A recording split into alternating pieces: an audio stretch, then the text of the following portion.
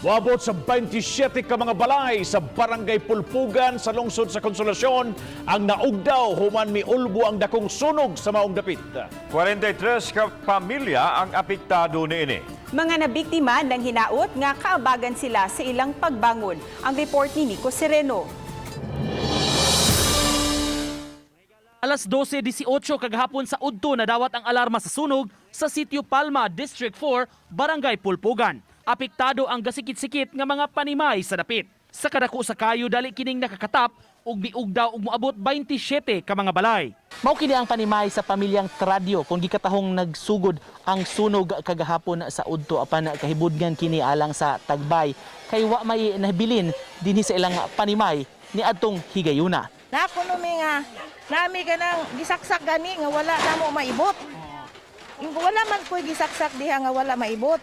Basta na akong pagtuo, basta na mga bata ni Sudia sa Luyo, unya, nabaroy naglabay baron diya, kayo ba sigarilyo, unya. Naman ko ko'y negosyo, sir, nga maninda kong mga staff toys. Ang balay ni Noy Boy ang katapusan nga gilamoy sa kayo. Hilabihan na niyang paningkamot nga dili mahurot ang iyang balay ug dili madakop sa kayo ang uban pang tapad nga mga Pinoy-anan. Kung masunog na, dili na lang mapugnan.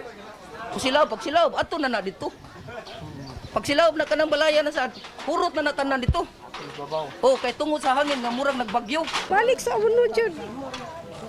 Kahit kaya mo sitwasyon gahapon eh. Wala minadala, bisag habol, bisag kutsara. Mukhaon nung tako, wadyo ko kakaon. Kaya saan pagkaon nang sa amuang kanon, apil o kasunog.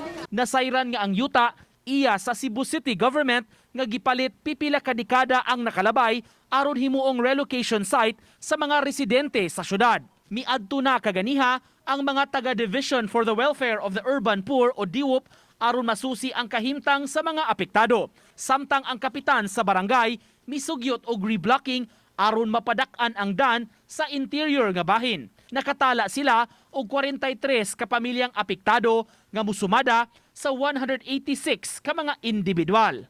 Sa kuan ako sa bumbero, ang latest report niya, murag ang Santo Niño ba wa mapaong kanang bitang suga sa Santo Niño kanang nay gamay nga suga nga puwa nya pag bata sa kano to ni spark man na nya ubos ana kanang radyo nagnegosyo man na kanang stop toys. Uban ni Godfrey Relien, Nico Sereno, Balitang Bisdak.